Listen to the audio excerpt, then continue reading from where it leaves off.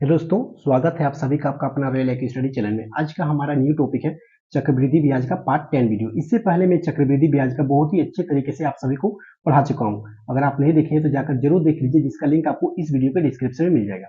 और यह चक्रवृद्धि ब्याज का पार्ट 10 वीडियो है। इसमें हम लोग बहुत ही इंपॉर्टेंट टॉपिक को क्लियर करने वाले हैं, जो कि इस प्रकार है। जैसे कि यहाँ पर क्वेश्चन नंबर 1 आप देख रहे हैं कि क्वेश्चन नंबर 1 क्या है कि प्रति वर्ष चक्रवृद्धि ब्याज की एक निश्चित दर पर निवेश की गई धनराशि 2 वर्ष में 96,800 रुपये और 3 वर्ष में 1,06,480 रुपये हो जाती है। तो प्रति वर्ष चक्रवृद्धि ब्याज की दर ज्ञात कीजिए। हम लोग को क्या निकालना है? दर निकालना है। और ये क्वेश्चन जो है ये प्रीवियस ईयर एनटीपीसी 2022 में पूछा गया क्वेश्चन है। और इस टॉपिक से हमेशा हर एक साल इस टॉपिक से हमेशा क्वेश्चन पूछा जाता है। रेलवे के हर एक जो जितना भी रेलवे के एग्जाम होते हैं, NTPC, LP, RPF, group D, जितना भी एग्जाम होते हैं रेलवे के, खास करके रेलवे के, तो उसमें से इस टॉपिक से हमेशा एक दो क्वेश्चन जरूर पूछा जाता है। तो चलिए आज के बाद आपको इस टॉपिक से एक भी क्वेश्चन छूटने वाला नहीं है, क्योंकि अभी मैं आपको इतना सिंपल ट्रिक बताऊंगा कि ऐसे क्वेश्चन को आप चुटकियों में सोल्व कर दीजिएगा। तो चलिए शुरू करते हैं बनाने के लिए। चलिए इसका ट्रिक समझाते हैं। ट्रिक क्या है? ट्रिक बहुत ही सिंपल है। इतना सिंपल है कि आप इसका आंसर बहुत जल्दी दे सकते हैं, सिर्फ कैलकुलेशन में बेस है। अगर आपका कैलकुलेशन बहुत ही अच्छा है तो आप ऐसे क्वेश्चन को आप चुटकियों में सोल्व कर सकते हैं। देखिए क्वेश्चन जो है क्या दिया गया कि 2 वर्ष में 96,800 रुपया हो जाता है। 2 वर्ष में कितना होता है? तो 96,800 रुपया। तो आप पहले सबसे पहले आप लिख लीजिए 96,800 रुपया हो जाता है आपका 2 वर्ष में। ओके, जो पहले में दिया जाएगा उसको आप सबसे पहले में लिखिएगा। इसके बाद क्या दिया गया कि 3 वर्ष में 1,06,480 रुपया हो जाता है। तो इसे आप यहाँ पर लिख लीजिए कि 1,06,480 रुपया में हो जाता है आपका तीसरे ईयर से। अब क्या करना है? अब नेक्स्ट स्टेप ये करना है कि इन दोनों को घटाना है। तो इन दोनों को अगर घटाइएगा तो 1,06,480 रुपये में 96,800 रुपये को घटाइएगा तो आपका जो बचेगा वो बचेगा कितना? तो 9,680 रुपये बचेगा। ठीक है, इन दोनों को क्या करना है? तो माइनस करना है। इन दोनों को क्या करना है? माइनस। ठीक है, इन दोनों को माइनस करने के बाद इतना लिखना है। इसके बाद क्या करना है? नेक्स्ट स्टेप ये है कि जो यहाँ पर माइनस करके आएगा इसको सबसे ऊपर में लिखिए। तो 9,680 रुपये को हम लोग ऊपर में लिखे। इसके बाद जो यहाँ पर जो हम लोग पहले में माने थे, ठीक है, जो पहले में माने थे उसको नीचे में लिख लीजिए। तो 96,800 को हम लोग कहाँ लिख लिए? तो नीचे में लिख लिए। इसके बाद क्या करना है? इसके बाद ये करना है कि परसेंटेज निकालना है। क्वेश्चन में हम लोग क्या निकालना है?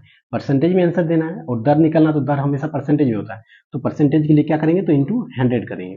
अब इसका कैलकुलेशन कीजिए, आपका आंसर आ जाएगा। ठीक है, इसका 2 जीरो से इसका 2 जीरो कैंसिल आउट हो गया। उसके बाद 968 को टेबल में 968 का टेबल में 968 जो है 1 बार में आता है, और यहाँ का जीरो बचा हुआ था इसलिए यहाँ जीरो हो गया। इसका मतलब हम लोग कितना आ गया? तो 10% आ गया आंसर। और यही हो गया हम लोग का आंसर 10%। तो चलिए मिलाते हैं ऑप्शन से। तो देखिए ऑप्शन नंबर बी में है 10%। तो देखिए कितना जल्दी इसका आंसर चला आया। सिर्फ ट्रिक समझना का कोशिश कीजिए, बाकी इसका आंसर जो है वो बहुत ही जल्दी चला आएगा। तो चलिए क्वेश्चन नंबर 2 की ओर चलते हैं, ताकि आपको और बेहतरीन ढंग से समझ में आएगा। और ये क्वेश्चन जो है ये प्रीवियस ईयर्स एनटीपीसी में पूछा गया क्वेश्चन है, और हर एक शिफ्ट में ये क्वेश्चन इस तरह से क्वेश्चन पूछा जाता है। तो अगर आप खास करके रेलवे की तैयारी करती है तो आपको ये क्वेश्चन जानना बहुत ही जरूरी है। ठीक है, तो चलिए क्वेश्चन नंबर 2 की ओर चलते हैं।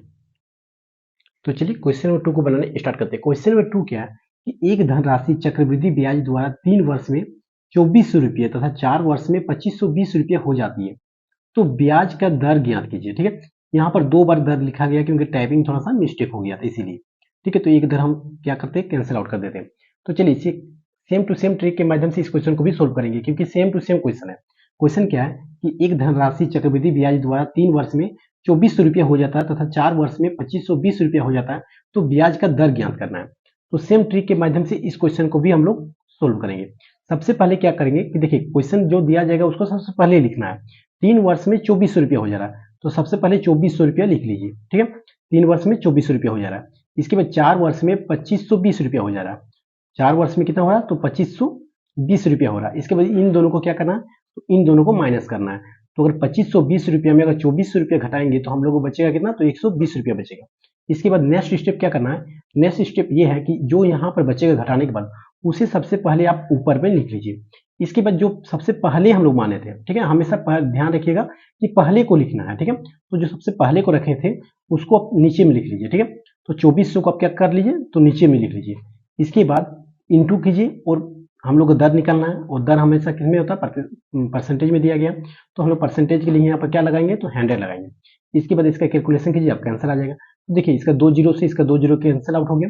इसके बाद 12 का टेबल में जो 120 आता है वो आता है 10 बार में, और 12 दूनी 24 होता है। इसके बाद 2 का टेबल में जो है, दो का टेबल में 10 कितने नंबर में आता है, तो 5 नंबर में, 2 5 10 होता है। इसका मतलब हम लोग का आ गया कितना आंसर, तो 5% आ गया। इसका आंसर कितना आ गया, 5%। तो चलिए मिलाते हैं कि ऑप्शन नंबर से कितना ऑप्शन है। तो देखिए ऑप्शन नंबर सी में है कितना, 5%।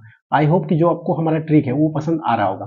तो अगर इसी तरह से ट्रिक के माध्यम से आप क्वेश्चन बनाना सीखना चाहते हैं, और अगर आप हमारे साथ न्यू हैं तो हमारे चैनल को जरूर सब्सक्राइब कर लीजिए और बेल आइकन को भी प्रेस करना ना भूलें। तो चलिए क्वेश्चन नंबर 3 की ओर चलते हैं ताकि आपको और बेहतरीन ढंग से समझ में आएगा।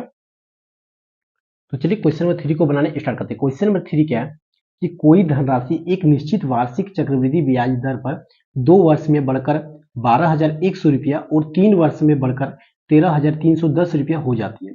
तो ब्याज का दर ज्ञात कीजिए। ठीक है, तो चलिए इसी भी हम लोग ट्रिक के माध्यम से सोल्व करते हैं, और ये भी जो है एनटीपीसी 2020 में ये क्वेश्चन पूछा गया है। तो देखिए जितना भी क्वेश्चन मैं लेकर आता हूँ वो सारा का सारा क्वेश्चन जो है वो प्रीवियस ईयर्स में पूछा जाता है। ठीक है, वैसे क्वेश्चन को लेकर आते हैं और ट्रिक के माध्यम से आप लोग को हम समझाने के लिए कोशिश करते हैं। ठीक, तो ट्रिक क्या है कि ट्रिक ये है कि सबसे पहले जो दिया जाएगा उससे सबसे पहले लिखना है। ठीक है, हम लोग का ट्रिक क्या है कि जो सबसे पहले दिया गया, देखिए जैसे दिया गया 2 वर्ष में बढ़कर कितना हो जाता है, तो 12,100 रुपया। तो आप पहले लिख लीजिए 12,100 रुपया। ठीक है, इसके बाद 3 वर्ष में बढ़कर हो जाता है 13,310 रुपया। 13,310 रुपया हो जाता है तीसरे वर्ष में बढ़ के। अब इस दोनों को क्या करना है, इस दोनों को घटाना है।